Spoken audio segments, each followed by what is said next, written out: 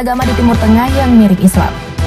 Timur Tengah merupakan sebuah wilayah yang secara politis dan budaya merupakan bagian dari benua Asia atau Afrika Eurasia. Bicara soal Timur Tengah, biasanya orang mengaitkannya dengan perang dan pertikaian antar negara. Namun siapa sangka ternyata ada beberapa agama di wilayah Timur Tengah yang mungkin masih belum banyak diketahui. Bahkan ada yang mirip dengan agama Islam loh. Penasaran kan agama apa saja? Gak usah lama-lama. Yarsanism. Yarsanism merupakan agama sinkretis yang didirikan oleh Sultan Sahak pada akhir abad ke-14 di Iran Barat. Kaum Yarsanism ini dianggap sebagai orang-orang yang melenceng dari keagamaan di Irak dan Iran. Sedangkan jumlah penganut agama Yarsanism ini diperkirakan berjumlah lebih dari 1,5 juta pengikut. Dan mayoritas pengikut Yarsanism tinggal di Provinsi Kermanshah dan daerah yang berdekatan dengan Provinsi Lorestan dan Provinsi Ilam dan Iran. Beberapa pengikut agama Yarsanism di Irak biasa disebut sebagai KKI. Penganut ajaran agama ini percaya pada reinkarnasi. Mereka menganggap matahari dan api sebagai dewa mereka. Menurut agama ini, laki-laki diharuskan untuk menumbuhkan dan memelihara kumis yang hingga kini masih berlangsung.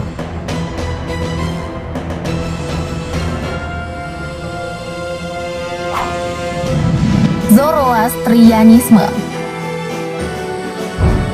Zoroastrianisme atau Majusi adalah agama dan ajaran filosofi yang didasari oleh ajaran Zarathustra. Zoroastrianisme merupakan agama yang berasal dari daerah Persia kuno atau yang kini dikenal sebagai Irak. Di Iran sendiri, Zoroastrianisme dikenal dengan sebutan Mazdayasna, yaitu kepercayaan yang menyembah kepada Ahura Mazda atau Tuhan yang bijaksana. Untuk kitab suci penganut agama Zoroastrianisme adalah kumpulan tulisan-tulisan sakral yang dikenal dengan Avesta, yang terbagi menjadi 4 bagian, yaitu Kitab Yasna, Kitab Visvarat, Kitab Videbda, dan Kitab Kode Avesta. Dalam pemahaman Zoroastrianisme, setiap orang akan mengalami penghakiman setelah meninggal. Agama ini meyakini bahwa ketika seseorang meninggal, ia harus dapat membuktikan dirinya telah melakukan lebih banyak kebaikan daripada kejahatan. Mereka percaya setiap roh manusia yang telah meninggal akan melewati jembatan Kinfat, yaitu jembatan yang menuju ke surga. Setelah berhasil melewati jembatan tersebut, maka seseorang akan hidup bahagia dengan rahmat Ahura Mazda.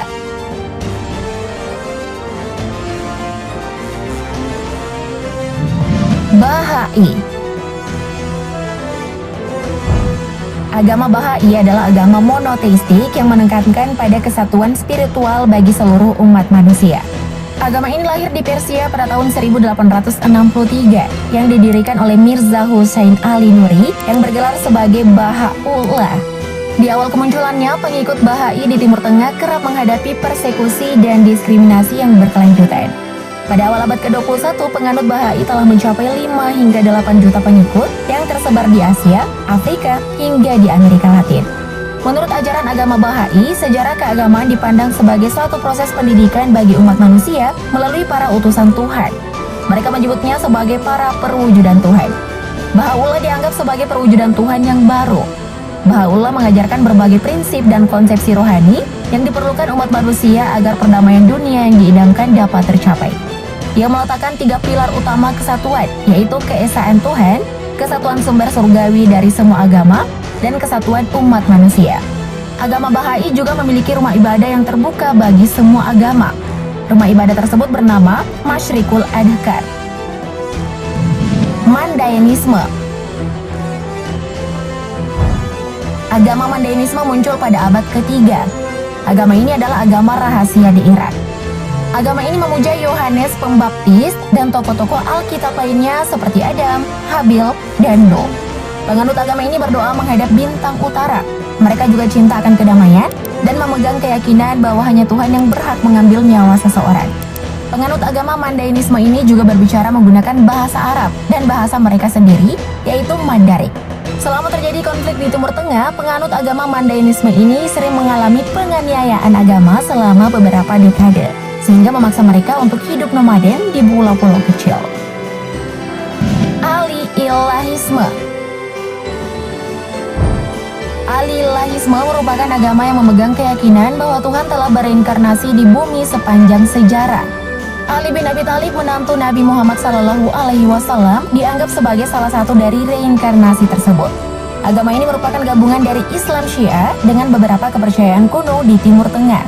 Pada masa kekhalifahan Ali bin Abi Thalib, umat Islam pada saat itu terpecah belah, sehingga banyak ajaran-ajaran Islam yang menyimpang dari aslinya. Salah satunya adalah agama Al-Ilahisme. Druze. Druze merupakan sebuah komunitas keagamaan. Kelompok ini muncul dari tradisi Abrahami yang dipengaruhi oleh agama dan filsafat lain, termasuk filsafat Yunani. Kaum Druze menganggap dirinya sebagai sebuah sekte Islam Yunani. Meski mereka tak dianggap muslim oleh kebanyakan muslim di wilayah tersebut. Kaum Druze sendiri kebanyakan tinggal di Lebanon. Agama ini juga sudah tersebar di Israel, Yordania, hingga Suriah. Diperkirakan ada sekitar 2,3 juta penganut agama Druze di seluruh dunia. Namun ada juga yang memperkirakan Druze hanyalah sekitar 450.000 orang saja. Agama ini mempercayai tentang reinkarnasi, bahwa mereka akan terlahir kembali setelah kematian. Penganut agama ini juga mengagumi para filsuf Aristoteles dan Plato. Demikian juga dengan Nabi Muhammad SAW dan Yesus. Yazidi. Agama Yazidi merupakan sebuah etno-religius berbahasa Kurdi dan berkeyakinan sinkretisme. Agama ini didirikan oleh seorang sufi bernama Syekh Adi Ibn Musafir. Penganut agama Yazidi percaya pada satu Tuhan yang telah mempercayakan dunia kepada 7 malaikat. Pemimpin 7 malaikat tersebut adalah malaikat Merak dan Melek Taus. Keyakinan yang mereka anut pun merupakan perpaduan dari 3 agama, yaitu Islam, Kristen, hingga Zoroaster. Penganut agama ini tinggal di daerah pegunungan di Irak Utara. Namun pegunungan Sinjar menjadi pusat kaum Yazidi. Meski begitu, sebagian pula ada yang bermukim di Armenia, Georgia, Suriah, dan beberapa ada di Jerman. Seperti agama Islam, dalam ajaran agama Yazidi juga melakukan sholat 5 waktu. Hanya saja ketika sholat mereka menghadap pada matahari, dan ketika sore menghadap ke situs suci di Lalish, Irak Utara.